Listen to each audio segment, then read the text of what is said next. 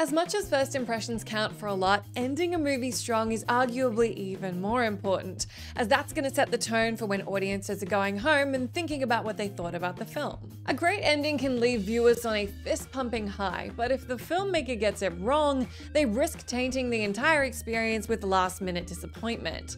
Then there are the movies that left us neither pumped up nor angry. We were simply lost for words and unable to say anything. Love or hate these particular movies and their endings, there's one thing I think we can all agree on, and that's that you're never ever going to forget how they wrapped up. Of course, there are spoilers ahead, so beware. I'm Jess from Whatculture, and here are 10 movie endings that left you speechless. Number 10. Black Klansman. Black Klansman is a typically confronting piece from the great filmmaker Spike Lee. Yet even those highly acquainted with Lee's politically incisive filmography were likely taken aback by this film's brutal final gut punch. When the main story of the movie is concluded, protagonist Ron and his comrade Patrice hear a knock at the door, and as they investigate, we're suddenly transported through a window to a Ku Klux Klan cross burning on a hillside. That's just the start though. Lee then cuts to footage of the infamous 2017 Unite the Right rally in Charlottesville, Virginia, lingering on footage of racists marching and clashing with anti-racist protesters. The ensuing montage includes clips of then-President Donald Trump refusing to denounce the white supremacists, KKK honcho David Duke, played in the film by Topher Grace, appearing at the rally, and finally the car attack which killed protester Heather Heyer and injured dozens more. Following a title card that pays tribute to Heyer, Lee then ends the film with an image of an upside-down American flag, commonly seen as a suggestion of a nation in unrest. At the end of an oddly entertaining movie about the stupidity of the KKK, this was a sobering return to reality, an upsetting reminder that their bigoted spirit lives on and continues to take lives. It's one of those endings that just might ruin your day and will certainly leave you wanting to take a long walk around the block afterwards. Number 9. The Boy in the Striped Pajamas. No one expects anything light from a Holocaust drama, but 2008's The Boy in Striped Pajamas managed to take its grimness to an almost unthinkable level. The film revolves around Bruno, a young German boy whose father is an SS officer. With the father posted to occupied Poland, the family ends up living near a Nazi concentration camp, implied to be Auschwitz, at which point Bruno develops a secret friendship with Shmuel, a Jewish boy imprisoned there. Oblivious to the true nature of the camp, Bruno ends up donning the camp's striped pajamas uniform and sneaking in to help Shmuel locate his missing father. However, the boys are then rounded up for a shower, which is of course a reference to a gas chamber. Though Bruno's parents race to save him once they realize what's happened, they're too late, and the film ends with Bruno being gassed to death alongside Shmuel and the other Jewish prisoners. Child murder is tough to watch at the best of times, phrasing, but within the context of the Holocaust, even when an SS officer's own child falls victim to the Nazi regime, it's an ending that totally sucks the air out of any room in which it's shown. If you saw the movie at the cinema upon original release, you almost certainly remember the grueling silence when it ended.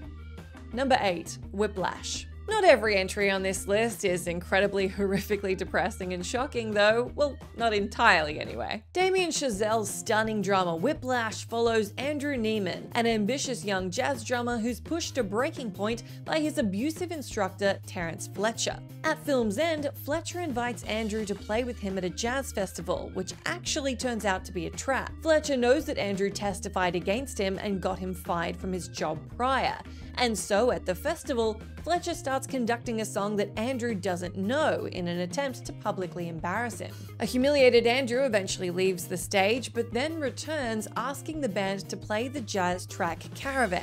Fletcher conducts along, but at the song's crescendo, Andrew launches into a riotous extended drumming solo, which Fletcher approves of, before the song concludes and we cut abruptly to black. The sheer intensity of this finale, turning a jazz performance into a battle of wits between drummer and instructor, is no less epic than an MCU superhero showdown, terrifically acted by Teller and Simmons, while shot and edited with expert precision by Chazelle. Number 7. Drag Me to Hell. Even accepting the absolute fearlessness of the great Sam Raimi, few walked into the 2009 campy horror comedy Drag Me to Hell expecting that it could really live up to its name. But that's precisely the fate that befalls the film's likable hero, cursed bank loan officer Christine Brown. After it appears that Christine has finally beaten the curse at the very end of the movie and her life has returned to normal, she realizes that she incorrectly completed the ritual to lift the curse, and so demons are now coming to drag her to hell. Christine's at a train station with her boyfriend Clay when she makes the realization, and then trips and falls onto the train tracks. At that moment, demonic hands emerge from underneath the train tracks and start dragging her down. Christine screams for Clay to help her as the flesh begins to melt off her bones and she's pulled down, all while Clay can do nothing but watch his love, the woman he was about to propose to no less, get violently ripped out of existence. It's an insanely harsh ending for Christine, considering that her sin was simply working within the capitalist machine and rejecting a woman's mortgage extension, albeit one that certainly ensured the film delivered on its titular drag me to hell promise. Number 6. Avengers Infinity War. To some, it may be just a superhero movie, but there's very few films of the last few years that have left audiences almost universally shook like Avengers Infinity War did. Though we spend the film watching Thanos acquire the Infinity Stones, we're never quite sure if Marvel's gonna pull the trigger and have him snap half the universe out of existence, or if the conflict might simply continue into the sequel. But of course, after a prolonged battle, Thanos is successful in his quest, snapping his Infinity Gauntlet-clad fingers and causing half of all living things in the universe to disintegrate into dust. This includes many prominent Avengers, including Peter Parker, whose abject fear at the situation is still hard to watch today. The audience is then given a few moments to soak in the enormity of the Avengers losing before the film ends on a true masterstroke moment. Thanos sitting on a distant planet, watching the sunrise, quietly contented at a job well done. While it wasn't exactly a shocker when the snap was undone in Avengers Endgame, this was still an absolute jaw-dropper of an ending that left fans agonizing for an entire year before it was rectified. Number 5. There Will Be Blood. Despite its suggestive title, Paul Thomas Anderson's masterpiece There Will Be Blood is actually pretty bloodless for the most part. That is, until its decidedly not bloodless finale. The film's epilogue takes place in 1927, where industrious oil man Daniel Plainview is now an alcoholic recluse, holed up in his lush California mansion. While drunk, Daniel is visited by Eli Sunday, played by Paul Dano, who wishes to sell him property rights to a piece of land said to be oil rich. Daniel agrees if Eli renounces his faith, but when Eli does so, Daniel reveals that the land was already drained of oil, making his renunciation worthless. As a financially strained Eli becomes increasingly agitated, Daniel continues to taunt him, calling him an afterbirth and loudly making the now iconic boast, "I drink your milkshake, I drink it up." At this point, Daniel unleashes a violent outburst on Eli, beating him to death with a bowling pin from his own personal alley. Daniel's butler then comes downstairs to check the noise, finding an exhausted Daniel sat next to Eli's corpse as he makes the amusingly ambiguous declaration, "I'm finished." Oddly upbeat classical music then plays us out as Anderson cuts to the end credits. Between Day-Lewis's mesmerizingly volcanic performance in those final moments, the unexpected burst of violence, and the blackly comedic musical choice, this is one hell of an exclamation point on which to end the story. Number 4. Buried. 2010's Buried is a brilliantly claustrophobic, low-budget thriller in which an American truck driver in Iraq, played by Ryan Reynolds, is kidnapped and buried alive in a coffin. Unfolding more or less in real time, Buried is the Ryan Reynolds show through and through, as Conroy desperately tries to use the few objects on his person, namely a phone, to effect his escape before time and oxygen runs out. For 99% of the movie, it seems like a given that Paul will eventually be rescued, because what is Ryan Reynolds if not in the business of delivering crowd-pleasing entertainment, right?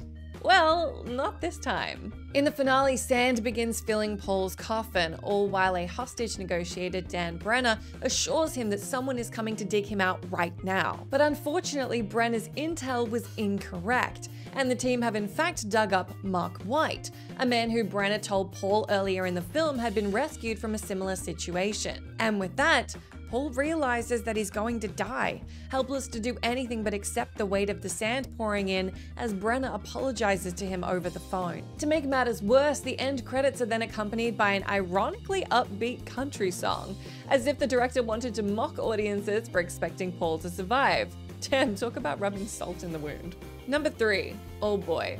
Park Chan-wook's masterful mystery thriller Old Boy serves up a boatload of WTF in its seriously unhinged third act, where it's revealed the protagonist, Oh Dae-soo, has been unknowingly romancing, and yes, sleeping with, his own daughter, Mi-do. The two falling in love was set in motion by the villainous and vengeful Woo Jin. He did this due to Dae-soo inadvertently causing his sister's suicide many years earlier. With his revenge plan carried out, Woo Jin kills himself, and the film's final scene takes place sometime later, with Dae-soo visiting a hypnotist to have his knowledge of his incestual act wiped from his memory. Mi-do then finds Dae-soo and the two embrace, but Dae-soo's initial smile quickly turns to a grimace, suggesting that the hypnotic memory wipe may not have worked, or at least on some level, he still knows the truth. It's a complete mind of an ending, and one that makes a second viewing absolutely essential. That is, once you've picked your jaw up off the ground. Number 2, Requiem for a Dream.